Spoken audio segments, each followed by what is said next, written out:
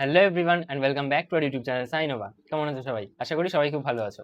তো second summative যেমন আমাদের অলরেডি শেষ হয়ে গেছে, অনেকের জীবন বিজ্ঞানে কিন্তু খুব ভালো স্কোর আসছে, আবার অনেকের হয়তো মাইল্ড স্কোর এসছে, আবার এমনও কিন্তু অনেক স্টুডেন্ট আছে যাদের কিন্তু জীবন বিজ্ঞানের সিলেবাসই এখনো ঠিক করে কমপ্লিট হয়নি এবং তাদের কিন্তু অনেক জায়গায় খামতি রয়ে গেছে। কিন্তু প্রত্যেকেই কিন্তু চাইলে এখন সামনের টেস্ট পরীক্ষা এবং মাধ্যমিক পরীক্ষায় দুর্দান্ত রেজাল্ট করতে পারে। কিভাবে করতে হবে, কিভাবে কিন্তু এখন পড়লে সেই জায়গায় পৌঁছানো যেতে পারে, সেই সকল জিনিসগুলোই কিন্তু আজকের এই ভিডিওতে আলোচনা করা হবে। তাই খুব অল্প সময়ের মধ্যেই আমি তোমাদেরকে একটা প্রুভেন রোড ম্যাপ বলে দেবো, যে রোড ম্যাপটা তুমি যদি ফলো করো তাহলে মাধ্যমিক 2027-এ তোমার কিন্তু জীবন বিজ্ঞানে 100 আউট অফ 100 আসা এমন কিন্তু বড় ব্যাপার হবে না। তো চলো দেখে নিই যে কিভাবে আমরা এটা করতে পারি। তো যেমনটা আমরা সবাই জানি যে আমাদের কিন্তু সেকেন্ড সেমেটিভ ইভলিউশন কমপ্লিট হওয়ার পর মাঝখানে একটা পড়বে টেস্ট পরীক্ষা, তারপর কিন্তু আমরা আমাদের ফাইনাল যে ডেস্টিনেশন মাধ্যমিক 2027-এ কিন্তু পৌঁছবো, তাই তো? তাহলে এই যে মাধ্যমিক 2027 আছে, তার আগের এই যে আমাদের ডেস্টিনেশন টেস্ট পরীক্ষা, এটাকে আমাদের এখন মূল লক্ষ্য বানাতে হবে। কেন? কারণ টেস্ট পরীক্ষার আগে যদি আমরা পুরো সিলেবাসটাকে ভালো করে কভার করে ফেলি, পুরো সিলেবাসটাকে আমরা যদি একদম মাথায় সেট করে ফেলি, নতুন করে আমাকে তারপরে আর রিভিশন না করতে হয়, তারপরে আমি বেশি বেশি করে টেস্ট পেপার সলভ করতে পারি, তাহলে কিন্তু আমার মাধ্যমিক 2027-এর প্রিপারেশন অলরেডি স্ট্রং হয়ে যাবে। কিন্তু যদি টেস্ট পরীক্ষার আগে তোমার সিলেবাস কমপ্লিট না হয়, যদি টেস্ট পরীক্ষার পরেও তোমাকে নতুন করে চ্যাপ্টার পড়তে শুরু করতে হয়, তাহলে কিন্তু তোমার মাধ্যমিক 2027 খারাপ হওয়ার কিন্তু চান্সেস বেড়ে যাবে। তাই আমাদের এখন তাহলে মূল লক্ষ্য কি? টেস্ট পরীক্ষার আগে নিজের পুরো সিলেবাসটাকে কভার করা, তার উপর কোয়েশ্চেন প্র্যাকটিস করা, তার উপর মক টেস্ট দেওয়া। সেই সমস্ত সমস্যার সমাধানই কিন্তু আমাদের চ্যানেল তোমাদের জন্য করছে। তো চলো এইবার ধীরে ধীরে আমাদের রোড ম্যাপটা একটু আসা যাক। তো সবার প্রথমে আমি কি করব, তোমাদেরকে একটু প্যাটার্নটা দেখিয়ে দিই যে তোমাদের কোথা থেকে কত নম্বরের কিন্তু প্রশ্ন আসে। তো টেস্ট পরীক্ষায় মোটামুটি আমাদের মাধ্যমিকের যে অফিসিয়াল প্যাটার্ন সেটাই কিন্তু ফলো করা হয়। কোনো স্কুলে হয়তো হার্ডলি একটু আধটু চেঞ্জেস হতে পারে, বাকি আমাদের মাধ্যমিকের কিন্তু এটা অফিসিয়াল প্যাটার্ন যেটা কিন্তু ফলো হবে। এইখানে আমাদের মাধ্যমিকের যে প্যাটার্নটা, সেখানে কিন্তু আমরা ইউনিট ওয়াইজ মার্কস ডিস্ট্রিবিউশন দেখতে পাই, অর্থাৎ আমাদের এক একটা ইউনিটের উপর কতটা মার্কস আসবে সেটা কিন্তু আমাদের জানা থাকে। ঠিক আছে? যেমন ধরো প্রথম যে আমাদের ইউনিট, সেই প্রথম ইউনিট থেকে আমরা জানি যে আমাদের কিন্তু 19 নম্বর পরীক্ষায় থাকবে। এইবার এই 19 নম্বর থেকে উদ্ভিদের চলন থেকে কত নম্বর আসবে, উদ্ভিদের হরমোন থেকে কত নম্বর আসবে, প্রাণীদের হরমোন থেকে কত নম্বর আসবে, প্রাণীদের স্নায়ুতন্ত্র থেকে কত নম্বর আসবে, প্রাণীদের গ্রমণ থেকে কত নম্বর আসবে, এইটা কিন্তু আমাদের জানা নেই। তাহলে এমনও কিন্তু বছর আছে যেরকম 2025 সালে কিন্তু উদ্ভিদের চলন থেকে কোনো প্রশ্নই আসেনি। তাহলে কোন চ্যাপ্টার থেকে এক্স্যাক্টলি কত নম্বর আসবে, কোন পোর্শন থেকে কত নম্বর আসবে, সেটা কিন্তু আমাদের একদম 100% কোথাও লেখা নেই। তবে আমরা মোটামুটি আইডিয়া করতে পারি যে এই পার্টিকুলার পোর্শন থেকে কিন্তু বেশি প্রশ্ন আসতে পারে, এই পার্টিকুলার পোর্শন থেকে কিন্তু একটু কম প্রশ্ন আসতে পারে। ঠিক আছে? তো সেগুলো তোমাদেরকে বলে দেওয়া হবে অ্যাজ সাজেশন ফ্রম এই ভিডিওতে নয়, আর একটু কিছুদিন যখন তোমাদের একবার রিভিশন হয়ে যাবে, যখন তোমাদের part test chapter wise test complete হয়ে যাবে, তারপর কিন্তু ধীরে ধীরে এই জিনিসগুলো তোমাদেরকে বলে দেওয়া হবে। একটা জিনিস আমাদেরকে মাথায় রাখতে হবে যে এখানে কিন্তু আমাদের একটা ছবি আঁকতে দেবে, অর্থাৎ আমাদেরকে কিন্তু একটা ডায়াগ্রামেটিক কোয়েশ্চেন সলভ করতে হবে, যেটা কিন্তু হবে আমাদের 5 নাম্বারের। ক্লিয়ার? সেখানে আমাদের 4টে মার্কিং করতে দেবে, 4টে মার্কিং এর জন্য থাকবে আমাদের 2 নাম্বার, এবং আমাদের ছবিটা ভালো করে আঁকার জন্য থাকবে হচ্ছে আমাদের 3 নাম্বার। ক্লিয়ার? তাহলে এই আমাদের যে একটা ছবি, এইটা কিন্তু আমাদেরকে হাতের মুঠোয় আনতেই হবে। তা বাদ দিলে আমি দেখো, একটা দুটো তিনটে চারটে, মোট কিন্তু আমাদের চারটে আর একটা পাঁচটা কিন্তু প্রশ্ন থাকছে। তাহলে মোট আমাদের দেখো এখানে 6টা বড় 5 নম্বরের প্রশ্ন থাকবে, প্রত্যেকের অথবা থাকে, এবং একটা কিন্তু তার মধ্যে থেকে আমাদের কি হবে, ছবি আঁকতে দেবে। ঠিক আছে? তাহলে 5টা আমাদের থিওরিটিক্যাল বড় প্রশ্ন, একটা আমাদের ছবি আঁকতে দিল। ঠিক আছে? আচ্ছা, ছবি কোনটা কোনটা আমাদের করতে হবে এবছর সেটাও আমি তোমাদেরকে আজকেই বলে দেবো। এবার তাছাড়া তুমি ভালো করে দেখো যে আমাদের কিন্তু এমসিকিউ আছে মোট 15টা, এসএকিউ আছে কিন্তু আমাদের, মানে যেগুলো আমাদের এসএকিউ প্রকৃতির হয়, ঠিক আছে, very short answer type question, সেগুলো কিন্তু আছে আমাদের 21টা। তাহলে এখান থেকেই মোট কত হয়ে গেল, এখান থেকেই মোট হয়ে গেল কিন্তু 6, আর এইদিকে 3, 36 নাম্বার কিন্তু এখান থেকেই হয়ে গেল। তারপর আসছে আমাদের আরো 24 নাম্বার আর 36 নাম্বার, তাহলে মোট কত হচ্ছে, তাহলে কিন্তু এখানেই আমাদের 60 নাম্বার হয়ে গেল। তাহলে 60 নাম্বার কিন্তু আমাদের বড় প্রশ্ন ছাড়া রয়েছে। এইবার এই যে আমাদের 24 নাম্বার, সেখানে কি আছে আমাদের মোট 12টা 2 নাম্বারের প্রশ্ন আছে। তাহলে এছাড়া আমাদের কত থাকলো, 2 নাম্বারের প্রশ্ন। কোন মার্কসের জন্য কিভাবে আমরা প্রিপেয়ার করব সেটাও আমি তোমাদেরকে এখনই বলে দেবো।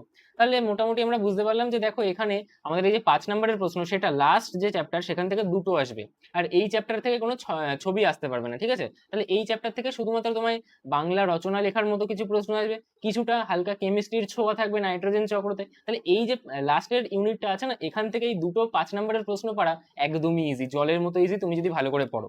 তো এখন আমাদের মেন টার্গেট কি হবে, মোটামুটি আমি ধরে চলছি তোমাদের বেশিরভাগেরই কিন্তু পুরো সিলেবাস কমপ্লিট হয়নি। কিরকম কমপ্লিট হয়েছে, তোমাদের কিন্তু ইউনিট 1 থেকে 4 কমপ্লিট হয়ে গেছে, শুধুমাত্র ইউনিট 5 কিন্তু পেন্ডিং পড়ে আছে, যেটা কিন্তু আমাদের এখন করতে হবে, কারণ এটা আমাদের সেকেন্ড সামেটিভের মধ্যে ছিল না। ঠিক আছে? যাদের পুরোটা কমপ্লিট হয়ে গেছে তাদের তো আরো ভালো, যাদের কমপ্লিট হয়নি তারা এখন ইউনিট 5 কিন্তু লাইভ করবে, অর্থাৎ তোমার টিচার নিশ্চয়ই তাহলে এখন এটা পড়ানো চালু করেছে, সেটা তোমার তাহলে মোটামুটি আমি ধরে চলছি যে সেপ্টেম্বরের কিন্তু ফার্স্ট উইকের মধ্যেই কমপ্লিট হয়ে যাওয়ার কথা, ঠিক আছে? তাহলে এটা একদম ইজি চ্যাপ্টার, খুবই সোজা চ্যাপ্টার, শুধুমাত্র তোমাকে একটু মুখস্থ বেশি করতে হবে। তাহলে এই চ্যাপ্টারটা আমাদের কিন্তু লাইভ এখন চলবে, মানে আমার সপ্তাহে 2 দিন পড়া থাকছে বা 1 দিন পড়া থাকছে বা ক্লাস থাকছে, সেইটাকে আমি সেরকম ভাবে কন্টিনিউ করবো, কোনো ব্যাকলগ বানাবো না, আরামসে কিন্তু এইটা আমাদের ফার্স্ট উইকের মধ্যে কমপ্লিট হয়ে যাবে। কিন্তু আমি কি এই ফার্স্ট উইক অব্দি, এই সেপ্টেম্বরের ফার্স্ট উইক অব্দি, আজ আগস্ট চলছে, আগস্টের থেকে পুরো সেপ্টেম্বরের ফার্স্ট উইক অব্দি শুধুমাত্র ইউনিট 5 করবো না, আমাদেরকে কিন্তু চালু করে দিতে হবে ইউনিট 1 থেকে, অর্থাৎ আমাদের রিভিশন চলবে পাশাপাশি, এবং আমাদের কিন্তু লাইভ ক্লাস নতুন এই চ্যাপ্টারটাও থাকবে। তারপর যখন আমাদের ইউনিট 5টা কমপ্লিট হবে সেপ্টেম্বরের ফার্স্ট উইক, তারপর থেকে তো আমরা পুরো ফুল ফ্লেজেড জিনিস চালাতেই থাকবো, তখন সবকিছুই আমাদের কি করতে হবে, রিভিশন করতে হবে। ওকে, এইবার কোন চ্যাপ্টার তাহলে কিভাবে আমাকে কিন্তু পড়তে হবে সেটা আমি তোমাদেরকে একটু বলে দিচ্ছি। দেখো, প্রথম আমাদের আসছে উদ্ভিদের চলন, এটা খুবই ইজি একটা চ্যাপ্টার, খুবই সোজা, ঠিক আছে? তো এটার জন্য আমি একদিনই অ্যালোকেট করতে পারবো, মানে আমি একদিনের মধ্যে কিন্তু এই চ্যাপ্টারটা একদম তুলে ফেলতে পারি, ঠিক আছে? আচ্ছা, এরপর উদ্ভিদের হরমোন। দেখো, এখানে কিন্তু হরমোনের অনেকটা পার্ট রয়েছে, সেগুলো মুখস্থ করতে, আর চলনের মধ্যে থেকে কিছু পার্ট, যেরকম ধরো ফটোট্রপিক চলন কিভাবে অক্সিন নিয়ন্ত্রণ করে, জিওট্রপিক চলন কিভাবে অক্সিন নিয়ন্ত্রণ করে, সেইগুলো কম্বাইন করে আমি ধরছি হচ্ছে 2 দিন। কেন? কারণ এই পুরো জিনিসটা রেডি করতে, তার কোয়েশ্চেন প্র্যাকটিস করতে কিন্তু তোমার 2 দিন লেগে যাবে, তাই আমি টোটাল এই উদ্ভিদের চলন, উদ্ভিদের হরমোনের জন্য 3 দিন অ্যাসাইন করতে চাই, ঠিক আছে? তারপর হচ্ছে প্রাণী হরমোন। প্রাণী হরমোনে কিন্তু অনেক কিছু আছে, তোমাদের বইতে বেশ কিছু জিনিস ভুলও রয়েছে, যে জিনিসগুলো আমি আমার ক্লাসে ভালো করে বুঝিয়েছিলাম তোমাদেরকে, যাই হোক সে কথা আলাদা। প্রাণী হরমোন কিন্তু আমাদের মুখস্থ করতে একটু টাইম লাগবে, তাই আমি এটার উপর 3 দিন কিন্তু অ্যাসাইন করেছি। তারপর আসলে আমাদের হচ্ছে স্নায়ুতন্ত্র। এবার স্নায়ুতন্ত্র কিভাবে পড়বো?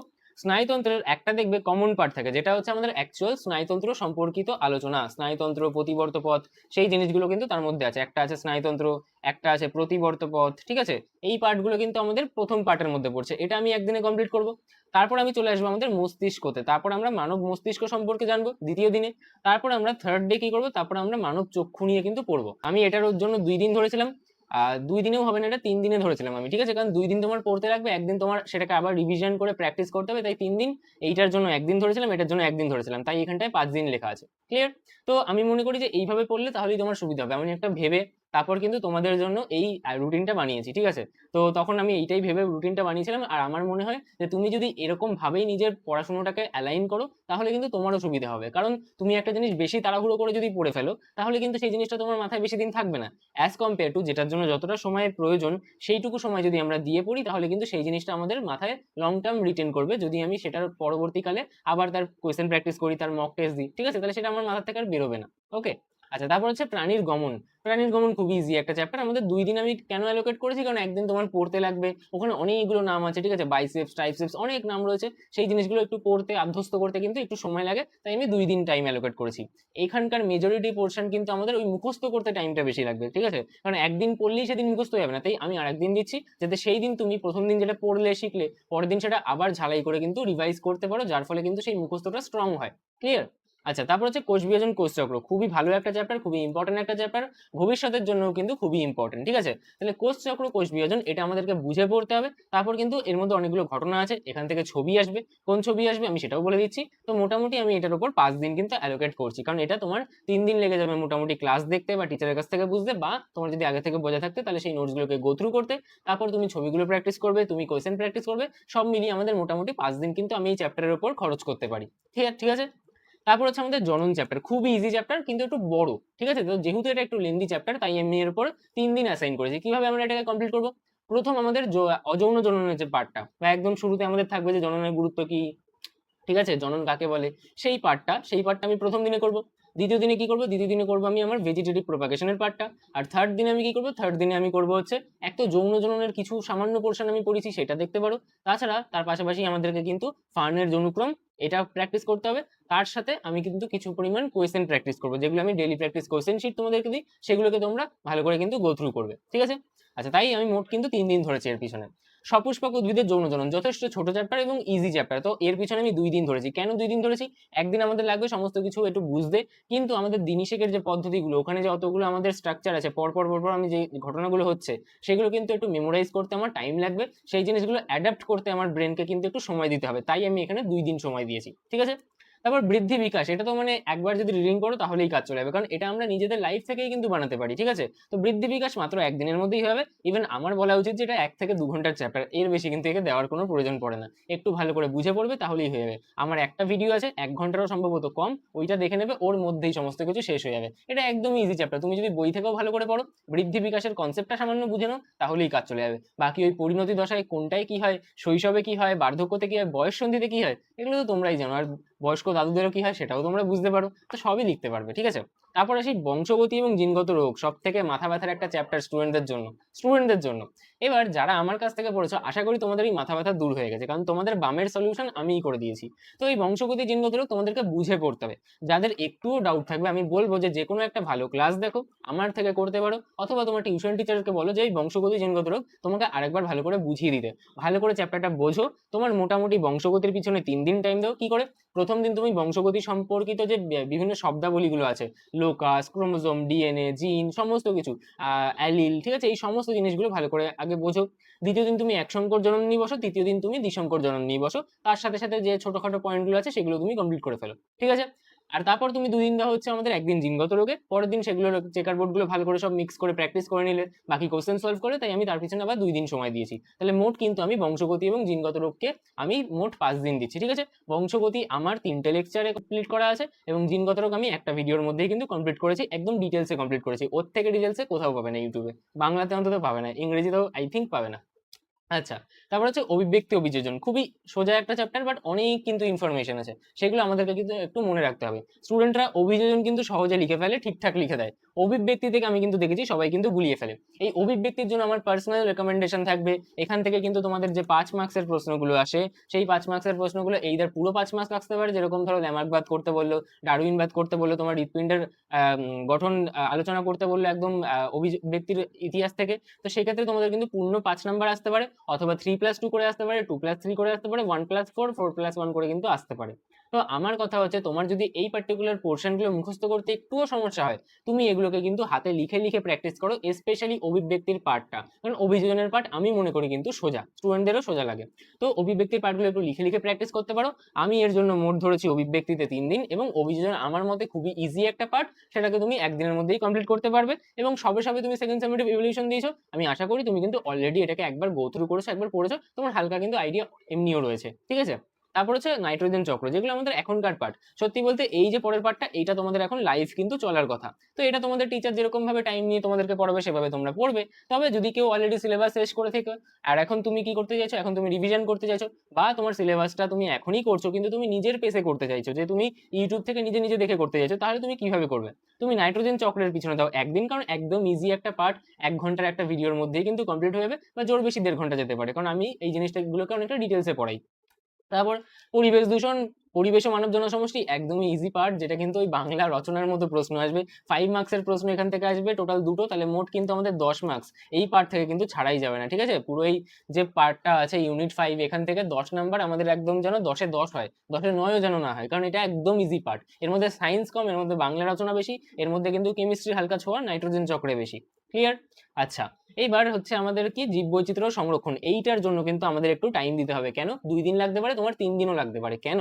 কারণ এখানে কিন্তু অনেকগুলো এক্সাম্পল রয়েছে, অনেক নাম রয়েছে, অনেকগুলো ভাগ রয়েছে, সেগুলো কিন্তু মুখস্থ করতে আমাকে ব্রেনকে একটু টাইম দিতে হবে। তাই এইটাতে তুমি 2 থেকে 3 দিন কিন্তু সময় নিতে পারো, তুমি 2 থেকে 3 দিন নিজের সুবিধা মতো কিন্তু নিজেকে টাইম দিতে পারো, ঠিক আছে? তাহলে মোট এখানে কিন্তু হচ্ছে আমাদের 38 দিন। মোট কতদিন হচ্ছে আমাদের? 38 দিন। তো 38 দিন মানে আমাদের কিন্তু 1.5 মাসের মধ্যেই কিন্তু এই সিলেবাসটা কমপ্লিট হয়ে যাবে। আমি কেন হঠাৎ করে 1.5 মাস টেনে বলে দিলাম? কারণ কিছুদিন তো এর মধ্যে টাইম দিতে হবে, তুমি তো রোজ বায়োলজি পড়তে বসবে না। তো একদিন তোমার গ্যাপ পড়বে, একদিন তোমার গ্যাপ পড়বে ইতিহাস পড়ার জন্য, একদিন ভূগোল পড়ার জন্য, ঠিক আছে? তো সবকিছু ব্যালেন্স করে আমাকে পড়তে হবে। একদিনেই কি 7টা করে সাবজেক্ট পড়বো? না, একদিনের জোর বেশি আমি কিন্তু 4টে করে সাবজেক্ট পড়বো, ঠিক আছে? তারপর পরের দিন আবার 3টে সাবজেক্ট পড়বো, তারপরের দিন আবার 4টে সাবজেক্ট পড়বো, এরকম ভাবে আমি নিজেকে অল্টারনেট করে করে পড়বো, ঠিক আছে? আর প্রত্যেক দিন আমি 4টে করে সাবজেক্ট কিন্তু অল্টারনেট করে করে পড়ছি, আমার পরীক্ষার যে স্কেডিউলগুলো আছে সেই স্কেডিউল মেনটেন করে, ঠিক আছে?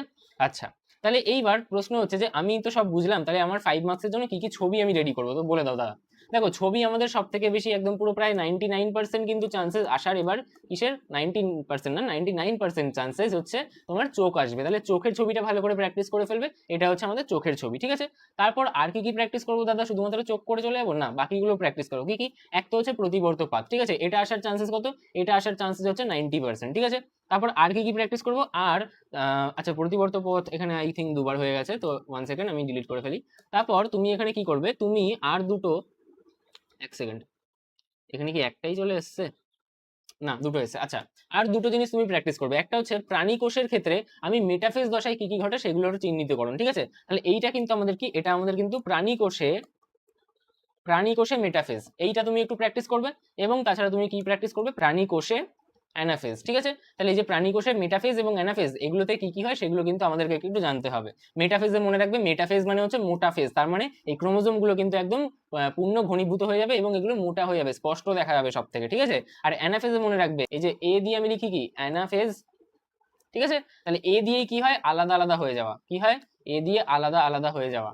দেখো এই ক্রোমোজোম গুলো কিন্তু স্প্লিট হয়ে গেছে, ট্রেলিং বিহাইন্ড হচ্ছে এখানে, আর এরা কিন্তু আলাদা আলাদা হয়ে গেছে, ঠিক আছে। তো এইভাবে কিন্তু আমি জিনিসটাকে মনে রাখতে বলি। তো মেটাফেজ আর অ্যানাফেজ করবে তুমি এখান কোষ বিভাজনের পার্ট থেকে, এবং তুমি কিন্তু এখানে প্রতিবর্ত পথ এবং হচ্ছে তোমার চোখের ছবি, এই ছবিগুলো কিন্তু তুমি একটু এখন থেকেই প্র্যাকটিস করা চালু করে দেবে। তো আশা করি এই জিনিসগুলো তুমি যদি মাথায় রাখো তাহলে আর কোনো প্রবলেম হবে না। এইবার এই যে তুমি স্কেডিউলটা বলে দিলে, এই যে একদিনের মধ্যে এই চ্যাপ্টার করবো, 2 দিনের মধ্যে এই চ্যাপ্টার করবো, 5 দিনের মধ্যে এই চ্যাপ্টার করবো, একটা কনসিস্টেন্সি মেনটেন থাকবে কি করে, আমি কি করে এটা নির্দিষ্ট করতে পারবো যে ঠিক এই টাইমের মধ্যে যেন আমার সিলেবাসটা কমপ্লিট হয়ে যায়। তার জন্য কিন্তু তোমার গুরুত্ব একটা টেস্ট সিরিজের, তার জন্য কিসের গুরুত্ব, একটা টেস্ট সিরিজের। সেই টেস্ট সিরিজটা তোমার চ্যাম্পিয়ন টেস্ট সিরিজ হতে পারে, সেটা তোমার অ্যাচিভার টেস্ট সিরিজ হতে পারে। কোন টেস্ট সিরিজ তোমার জয়েন করা উচিত, কিভাবে টেস্ট সিরিজ জয়েন করবে, কিভাবে তুমি আমাকে উত্তরপত্র পাঠাবে যেটা আমি চেক করে তোমাকে পাঠাবো, টাকা লাগবে নাকি লাগবে না, ফ্রি, বলেই দিই যে ফ্রি।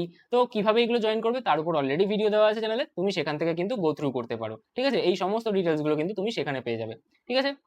লাইফ সায়েন্সের স্কেডিউলটা একটু দেখিয়ে দিই। চ্যাম্পিয়ন ব্যাচের স্কেডিউল হচ্ছে এটা, এরকম ভাবে চলতে থাকবে। প্রথমে তোমাদের চ্যাপ্টার ওয়াইজ টেস্ট, অর্থাৎ পার্ট টেস্ট হবে কিছু কিছু, দেখো দুটো দুটো করে চ্যাপ্টার, তাই পার্ট টেস্ট নাম দেওয়া হচ্ছে এটাকে। তারপর তুমি কিছু ইউনিট টেস্ট দেবে, তারপর তুমি ফুল সিলেবাস টেস্ট দেবে, ঠিক আছে। একইভাবে তুমি যদি অ্যাচিভার টেস্ট সিরিজ জয়েন করো সেখানেও একই প্যাটার্ন, তুমি প্রথমে পার্ট টেস্ট দেবে, তারপর তুমি ইউনিট টেস্ট দেবে, তারপর কিন্তু তুমি কি করবে, তারপর তুমি ফুল সিলেবাস টেস্ট দেবে, ঠিক আছে। তাহলে এই টেস্টগুলো তুমি যদি ভালো করে দাও তাহলে নির্দিষ্ট সময়ের মধ্যে কিন্তু তোমার সিলেবাসটা কভার হয়ে যাবে। তুমি যদি সিরিয়াসলি প্রথম থেকে শেষ অবধি টেস্ট দাও, যে কোনো একটা টেস্ট সিরিজ জয়েন করবে সেটা প্রথম থেকে শেষ অবধি কিন্তু কমপ্লিট করবে, তাহলেই কিন্তু তুমি সমস্ত প্রশ্ন এর মধ্যে থেকেই সাজেশন পাবে। তুমি যখন ফাইনালি তোমার টেস্ট পরীক্ষা দিতে যাবে বা মাধ্যমিক 2027 দিতে যাবে, তোমার মনে হবে যে এই টেস্ট সিরিজে তুমি যে কোয়েশ্চেনগুলো পেয়েছিলে সেই কোয়েশ্চেনগুলোই উঠে চলে এসেছে, ঠিক আছে, এটুকু আমি গ্যারান্টি দিতে পারি। এইবার প্রশ্ন হচ্ছে, যাওয়ার আগে আরেকটা কথা বলে দিই, যে তোমরা অনেকে ভাবতে পারো যে আমি সমস্ত কিছু বলে দিলে যে এটা পড়তে হবে ওটা পড়তে হবে, 1 নাম্বার 2 নাম্বার কোথা থেকে করবো। দেখো প্রথম কথা, তুমি আমাদের টেলিগ্রাম চ্যানেলে যখন জয়েন করবে, প্রথম কথা টেস্ট সিরিজ তো পেয়ে যাবে, তাছাড়া তুমি পেয়ে যাবে সমস্ত নোটসগুলো যেগুলো আমি পড়িয়েছি তোমাদেরকে। সেখানে দেখো প্রত্যেকটা নোটস তোমাদেরকে কিন্তু একদম ডিটেলসে পড়ানো হয়েছিল, সেগুলো একদম পিডিএফ ফরম্যাটে তোমাদেরকে করে দেওয়া আছে। তো এখানে তোমাদের একদম থিওরিও রয়েছে, তার পাশাপাশি আমি যেগুলো অ্যানোটেশন করেছিলাম ক্লাসের মধ্যে সেগুলোও কিন্তু রয়েছে, তাই সেটা সম্পূর্ণ পেয়ে যাবে। এটা হচ্ছে প্রথম কথা, এখান থেকেই কিন্তু তোমাদের রিডিং হয়ে যাবে ভালো করে। তারপর তুমি কি করবে, তুমি চলে আসবে আমাদের ডেইলি প্র্যাকটিস কোশ্চেনের শিটে, এটাও তুমি পেয়ে যাবে টেলিগ্রাম চ্যানেলে। তাহলে সেখানে দেখবে সবার প্রথমে কি থাকে, আমাদের এমসিকিউ দেওয়া থাকে। দেখো 12 নম্বরের প্রশ্ন কি বলছে, কোন উক্তিটি জিন তত্ত্বে সর্বদা সঠিক, আমাকে বলবে, এটার উত্তর কমেন্ট সেকশনে বলবে, ঠিক আছে। এইবার তুমি মনে করতে পারো যে ঠিক আছে কোশ্চেন দিয়ে ছেড়ে দিয়েছে, না তাও করা হয়নি। দেখো প্রথমে আমাদের 1 নম্বরের প্রশ্নগুলো দেওয়া হয়েছিল এমসিকিউতে, তারপর 2 থেকে 3 নম্বরে যে প্রশ্নগুলো আসতে পারে, আচ্ছা 3 নম্বর কোথা থেকে আসলো, ওই যে 5 নম্বরের প্রশ্ন 2+3 করে বা 3+2 তে আসতে পারে, ঠিক আছে, সেগুলো এখানে দেওয়া আছে, ঠিক আছে। এবার প্রথমে কোশ্চেন দেওয়া আছে, তারপর দেখো এখানে অ্যান্সারটাও ডিটেলসে করে দেওয়া আছে। এই অ্যান্সারগুলোই তুমি যদি লেখো পরীক্ষার খাতায়, তাহলে তোমার নাম্বার কিন্তু কেউ কাটতে পারবে না, যেভাবে লেখা আছে সেইভাবে লেখো, তাহলে কেউ কিন্তু নাম্বার কাটবে না। হ্যাঁ, চেকার বোর্ডগুলো দেখো কিছু কিছু হাতে করে দেওয়া আছে, কিছু কিছু বলে দিয়েছি যে আমি কিন্তু ক্লাসে করে দিয়েছি, তো ক্লাস নোটস থেকে দেখে নাও। যেরকম লাস্টে আমি বলে দিয়েছি যে মটর গাছের ক্ষেত্রে আমাদের 1 সংকর জনন পরীক্ষা এবং গিনিপিগের ক্ষেত্রে 1 সংকর জনন পরীক্ষা, এটা 3 থেকে 5 নম্বরে কিন্তু আমাদের আসে, এবং এটা কিন্তু আমি ক্লাসে করিয়েছি, যেটা তুমি কিন্তু এই ক্লাস নোটসের মধ্যে পেয়ে যাবে, ঠিক আছে। এই যে ফুললাম আর গিনিপিগের কিন্তু 1 সংকর জনন পরীক্ষা চলে আসলো, এখানে প্রপারলি কিন্তু চেকার বোর্ড সহ সমস্ত কিছু করে দেওয়া রয়েছে। তাই এই জিনিসগুলোকে তুমি যদি ভালো করে ইউটিলাইজ করো, তাহলে আমি মনে করি কিন্তু যে তোমাকে মাধ্যমিক 2027 ফুল মার্কস পাওয়া থেকে কেউ আটকাতে পারবে না। তো দেখা হবে অন্য কোনো ভিডিওতে। আশা করি এই ভিডিওটা তোমাদের জন্য হেল্পফুল ছিল, আর যে স্কেডিউলটা আমি বলে দিলাম এই স্কেডিউলটা তোমরা মেনটেন করে চলবে, যাতে কিন্তু তোমাদের মাধ্যমিকের এই প্রিপারেশন আরো স্মুথ হতে পারে এবং তোমরা কিন্তু তোমাদের একটা ডিজায়ার্ড নাম্বার স্কোর করতে পারো।